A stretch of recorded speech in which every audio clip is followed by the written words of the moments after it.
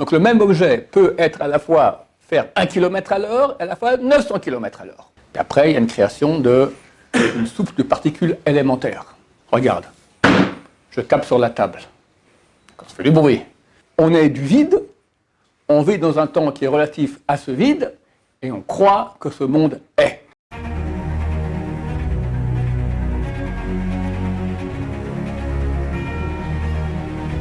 Ce shiur est dédié pour l'élévation de l'âme de Roger Yitzhak Ben Mordechai, de mémoire bénie. Alors, Eli, qui nous vient tout droit de France, là, quand cette nuit est arrivée, hier soir, voilà, Baruch Hashem, nous pose une question. Alors, vas-y, quelle est la question? Alors, moi, je voulais savoir, un jour, on était en cours et on nous avait dit que le temps n'existait pas et que la matière n'existait pas non plus. Pourtant, on est là, on arrive à toucher des choses, etc. Et pourtant. Alors, tu dis que j'ai dit que le temps n'existait pas et la matière non plus. C'est pas adéquat, c'est pas exactement ce que j'ai dit. J'ai dû dire que le temps est une création et la matière est une création. Et ils sont liés. Ça veut dire qu'avant que le monde soit créé, il y avait Dieu. Et Dieu est au-dessus du temps. On l'appelle Yudke Vavke, c'est le nom qu'il a, il a plusieurs noms, mais le nom intrinsèque, reflétant vraiment son identité la plus fidèle, d'accord, c'est le nom ineffable qu'on n'a pas le droit de prononcer, même dans le cadre d'une bénédiction. D'accord, Ado et Pinay, je n'ai pas non plus le droit de prononcer, mais je peux prononcer dans une bracha. Je peux dire, par exemple, le verset Baruch Ata Adonai Lamdeni Chukecha. D'accord, c'est un verset de Teilim, aucun problème. Mais le mot Ado et Pinay, on l'écrit avec le nom intrinsèque d'Hachem, Yud, et puis Hey, et puis Vav, et puis Hey. Ça, on n'a pas le droit de le dire. Qu'à l'époque du temple, les Kohanim, quand ils faisaient la bénédiction au temple, ils le disaient. Ceux qui le connaissaient savaient aussi comment le dire, etc. Parce qu'il y a des points. Quel point? Alors, nous, dans le Sidurim, c'est comme les témoins de Jéhovah, d'accord? C'est écrit E-O-A. Mais il y a d'autres points aussi. Ça correspond à des réalités. Donc, en tout cas, son nom ineffable, qu'on appelle Yud-Ke à la place de Hey, on dit Ke, Yud-Ke, Vav-Ke, c'est la contraction de celui qui était et sera. C'est-à-dire qu'il est au-dessus du temps. Et Hachem, un beau jour, décide de créer le monde. Et dans le monde, effectivement, il y a deux notions qui sont liées, la matière et le temps. Des choses extraordinaires. Le Ramban Nachmanide, il y a 800 ans, il écrit dans le commentaire du deuxième, troisième verset de la Torah, il écrit que le temps dépend de la matière. S'il y a matière, il y a temps. S'il n'y a pas de matière, il n'y a pas le temps. Or, où est le rapport entre les deux? Pour imaginer un monde où il n'y a pas de matière, une réalité dans laquelle il n'y a pas de matière du tout, et pourtant il y a le temps. Eh bien non. Lui, il dit que c'est clair que ça fonctionne ainsi. Et plusieurs siècles plus tard, un corréligionnaire du Ramban, Albert Einstein, dit la même chose. Et il dit que nous, on a l'impression que le temps est une chose qui est linéaire. Chaque seconde ressemble à la seconde d'avant. Moi, je viens de Suisse, on peut dire que toute l'économie suisse est basée sur la linéarité du temps. Si le temps changeait, toutes les montres suisses ne seraient pas à l'heure, et il n'y aurait plus l'économie suisse serait en très mauvais état. Donc, Baruch Hashem, là, chaque seconde ressemble à la seconde d'avant, et donc les montres suisses sont toujours à l'heure. Et merci Hashem. D'ailleurs, une fois, j'ai eu un miracle, un des grands miracles de ma vie, c'est que je devais partir de Suisse en France pour un séminaire, et j'arrive sur le quai où je vais prendre le train, et j'arrive 1 minute de retard, et le train était encore là. À Genève, d'accord, en Suisse, c'est un miracle. C'est comme faire tomber de la neige au mois de juin, ici en Israël, d'accord? C'est complètement miracle. Une minute de retard pour un train, ça n'existe pas. Ils ont des montres, on voit les secondes. Dès que ça arrive à la seconde, c'est où le train qui part. Bon, Baruch Hashem, pour dire qu'ils sont toujours à l'heure. Einstein donne des exemples qui sont durs pour nous à comprendre, parce que nous on vit dans un monde justement où la matière est la matière, et le temps est tout est extrêmement linéaire. Il est étant donné que le temps est tributaire de la matière, si tu vas changer les notions matérielles, les fonctions de la matière, d'accord, telles que vitesse, de déplacement dans le monde, telles que la puissance d'attraction. Nous aussi sur la Terre, il y a Newton, d'accord, je lâche la page, elle tombe. D'accord? C'est une certaine traction. Ceux qui ont fait après à l'école, si je me souviens bien, c'était 9,1 mètres à la seconde au bord de la mer, si je me souviens bien. D'accord? Sur la Lune, c'est beaucoup moins. Tu vois les astronautes qui ping, d'accord? Sur Jupiter, ben, même une dame qui est très contente qu'elle pèse que 40 kg, d'accord, elle pèse 400 kg. Elle ne peut pas se lever tellement la Jupiter attire. En fonction du milieu ambiant dans lequel est la matière, le temps va changer. Par exemple, si on parle maintenant de l'attraction, il y a dans l'espace un certain nombre de ce qu'on appelle des trous noirs. Qu'est-ce que c'est? Quand on regarde au télescope, c'est tout noir. Alors, comment ça se fait que c'est tout noir? Alors, les astronautes disent comme ça, c'est un copain à moi qui est astrophysicien qui m'a expliqué ça, qu'il y a dans ces trous noirs des planètes qui sont énormes. Une planète qui est énorme, donc il y a une contraction intérieure très très forte, toute la matière. D'accord? C'est pas la page qui tombe comme ça lentement. Tellement fort que ça crée donc une ébullition. Elles sont bouillantes, c'est des soleils énormes. Et donc la lumière veut se dégager. Mais étant donné que l'attraction est tellement forte, l'attraction est plus forte que la puissance de dégagement de la lumière. Là, les photons, donc les particules de lumière, veulent sortir à l'éclairer et sont réattrapés par la force d'attraction. Et ça sur un rayon de millions d'années-lumière. Millions d'années-lumière. C'est des trucs phénoménaux, d'accord? D'ici au Soleil, c'est 8 minutes lumière. 8 minutes. Là, ce sont sur des rayons de millions d'années-lumière. Ça happe. Cette planète, elle happe tout ce qui se passe. Chaque planète, chaque machin, c'est happé, d'accord? Même la lumière, tout noir. Et me dit mon copain astrophysicien, d'après les calculs qu'ont fait les astrophysiciens, là-bas, dans ces planètes, le temps n'existe pas. Il m'a dit, ne me demande pas ce que ça veut dire, je ne comprends pas. Mais si nous, on serait là-bas, ben, il n'y aurait pas le temps. Ah, comment on vit qu'on n'est pas dans le temps, je ne sais pas comment ça se passe, d'accord? Nous, il y a avant, il y a maintenant, il y a après. Il n'y a pas de temps, je ne sais pas comment ça se passe. Mais du point de vue des chiffres, c'est comme ça. Et on a une chose qui ressemble à cela, c'est Longjumin, c'est un élève de Einstein, qui a donné l'exemple suivant. Il a dit, si on a deux frères jumeaux, les deux ont 20 ans aujourd'hui, alors ça pour leur anniversaire, une montre suisse toujours, Rolex, d'accord? Une belle Rolex. Mais l'aîné, c'est l'aîné, il a droit à un cadeau en plus, il a le droit à un voyage dans l'espace, en navette spatiale, 24 heures. Une navette spatiale qui va très très vite, une vitesse qui voisine celle de la lumière, 300 000 km à la seconde. Ok. Notre frère aîné monte dans la navette spatiale, il fait un tour de 24 heures sur Terre, il revient, quel âge il a? Il a 20 ans et un jour. D'accord? Du point de vue même de ces molécules, d'accord, son analyse, on voit qu'il n'a pas changé, un jour de plus que le jour, quand il est monté dans la navette spatiale. 10 Longjumin, en attendant sur Terre, sont passés 1000 ans. Son frère jumeau est mort enterré, la montre Rolex rouillée. C'est bien qu'elle était garantie anti-rouille, pas pour 1000 ans. D'accord? Comment ça se fait? Comment ça se fait? Il dit c'est simple. Quand tu pars dans l'espace à une vitesse voisinant celle de la lumière, ça change le temps. L'espace, la vitesse, donc ce qui concerne la matière, influe sur le temps. Même, aussi c'est Einstein qui dit ça, je me souviens bien, tu prends un bâton qui fait 1 mètre de long, tu le mets dans ta navette spatiale qui va à une vitesse voisinant celle de la lumière, le bâton rétrécit, devient la moitié.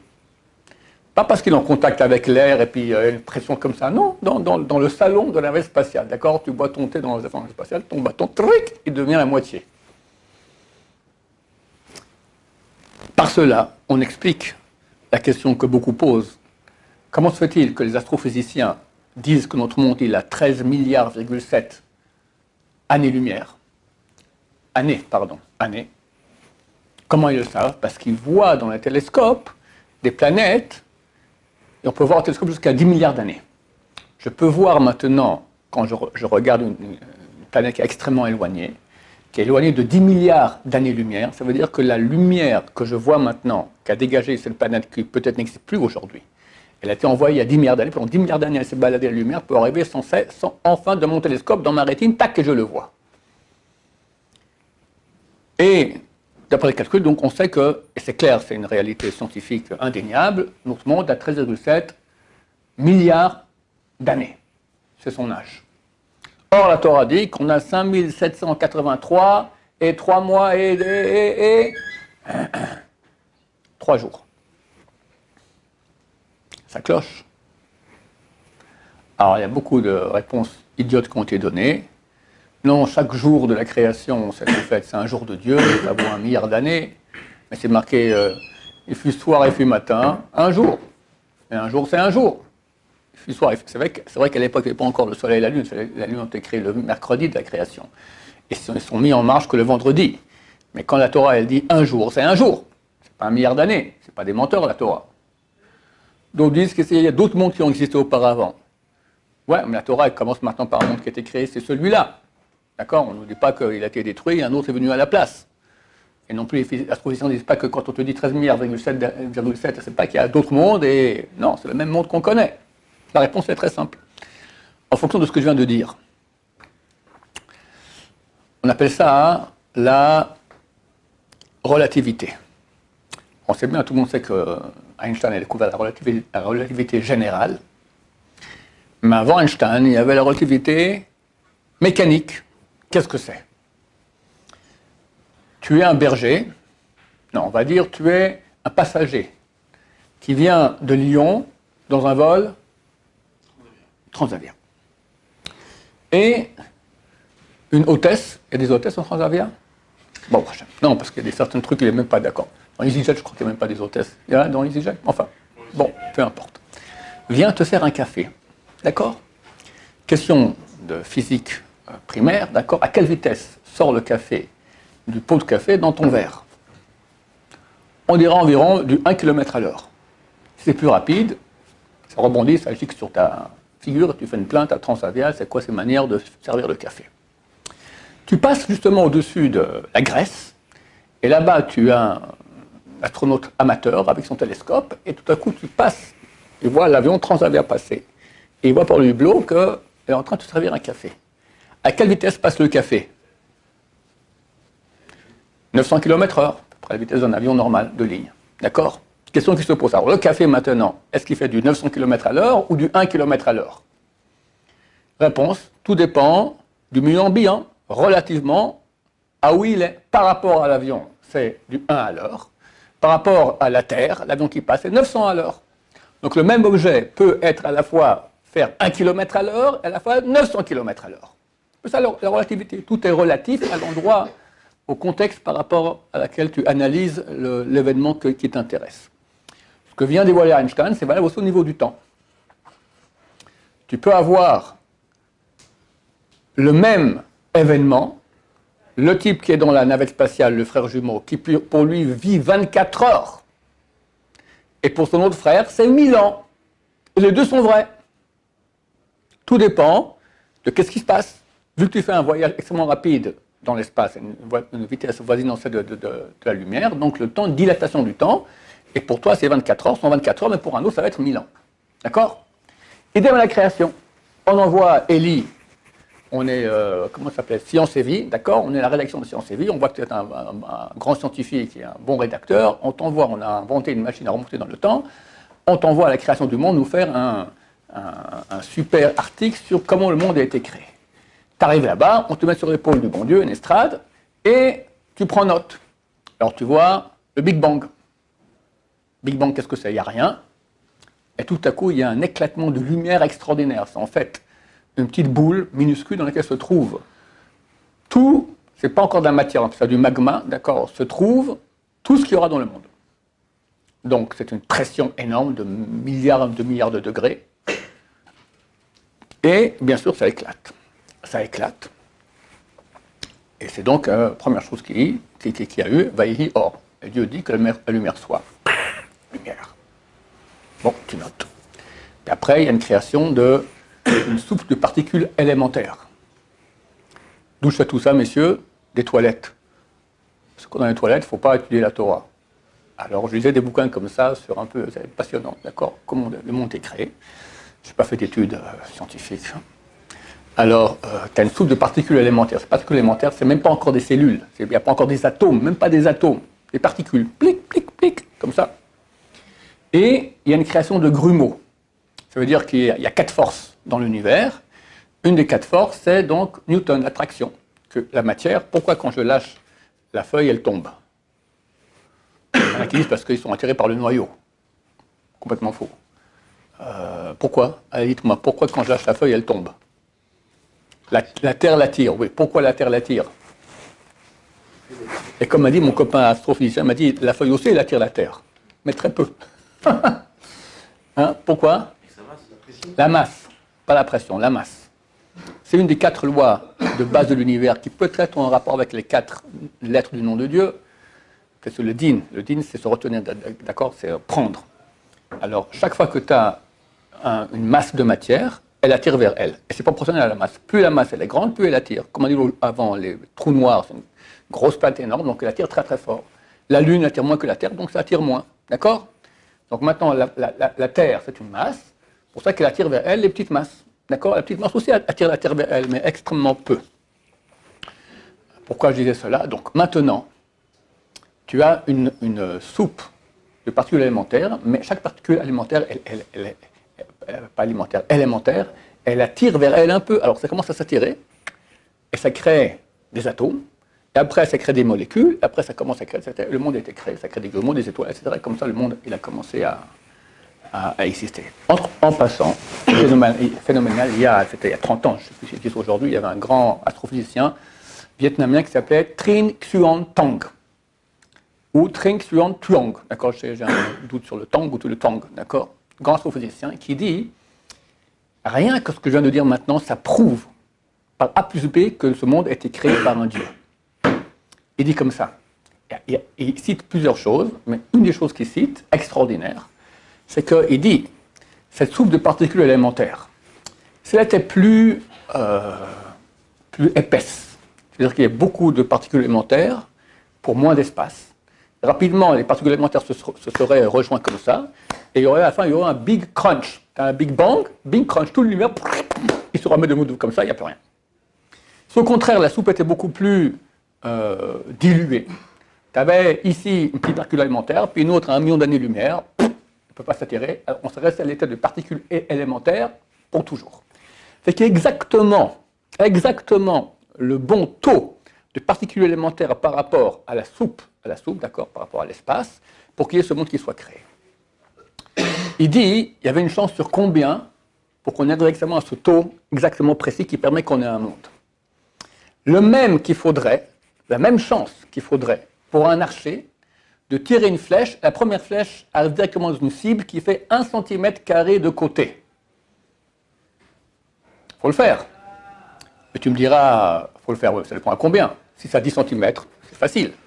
À 10 mètres, mettre la flèche du premier coup dans une cible qui fait 1 cm² de côté, il faut être déjà très fortiche. 1 km, impossible. À 10 000 km, tu rêves. Il dit, si un archer était, il faudrait le taux de chance pour arriver à une proportion entre particules élémentaires et la soupe, que ce soit vraiment ce qu'il faut pour créer ce monde-ci, la même qu'il faudrait pour un archer, qui se trouverait à un bout du monde, qui lancerait une flèche à l'autre bout du monde, 13,7 milliards d'années-lumière. La flèche est comme 13,7 milliards, pique dans la cible d'un cm². C'est ça, la chance qu'il y avait pour qu'on ait le taux adapté pour créer ce monde. Alors bon Dieu, il est là ou pas? Extraordinaire. C'est un truc, parmi encore beaucoup d'autres, il cite. D'accord? Où j'en suis dans mon exposé? Oh, donc, Élie, il est sur l'estrade, sur l'épaule du bon Dieu, et il voit tout ça en train d'être créé. Puis il a son chronomètre. Il revient à la rédaction de Sciences et Vie, il dit, voilà, le papier, ça c'est jeté sur page, les photos, tac, tac, tac. Et on voit que, tu dis, voilà, ce qui s'est passé les 24 premières heures de la création. C'était là-bas, 24 heures. Et tu dis, mais ça va pas, mon vieux? Ce que tu nous dis là, 24 heures, nous on voit ça dans un télescope, ça a duré des milliards et milliards et milliards d'années. Tu dis, mais moi j'y étais, 24 heures. Ils disent, mais nous on voit, des milliards d'années.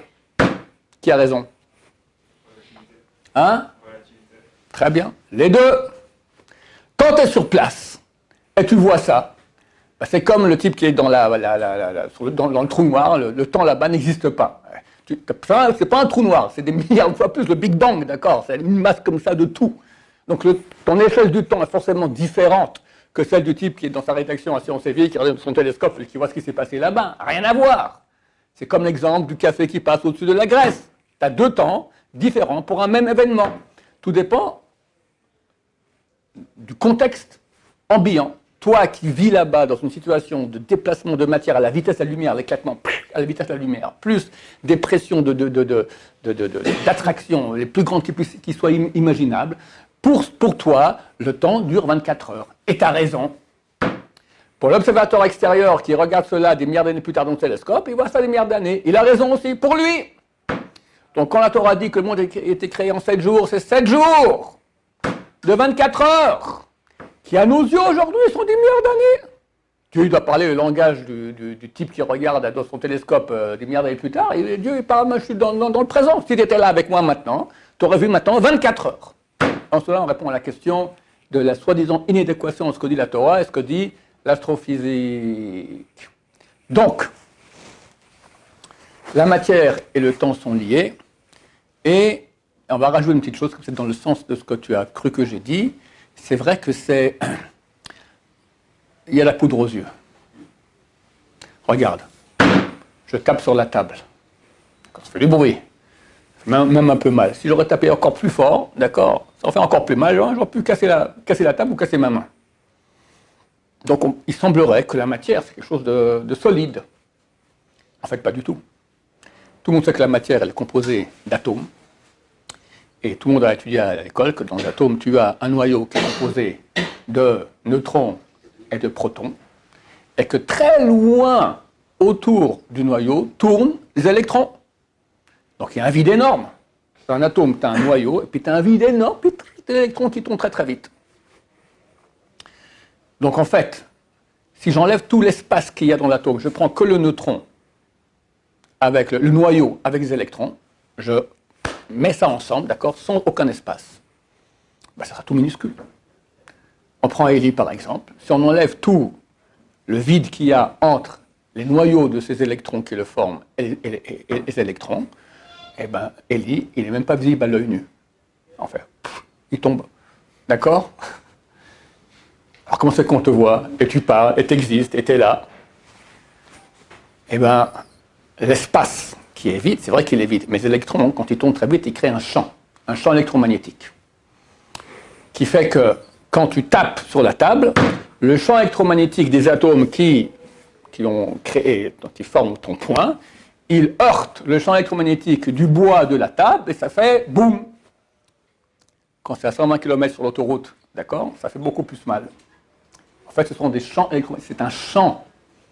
C'est pas de la matière, c'est un champ. Pourquoi tu diras, mais pourquoi je te vois?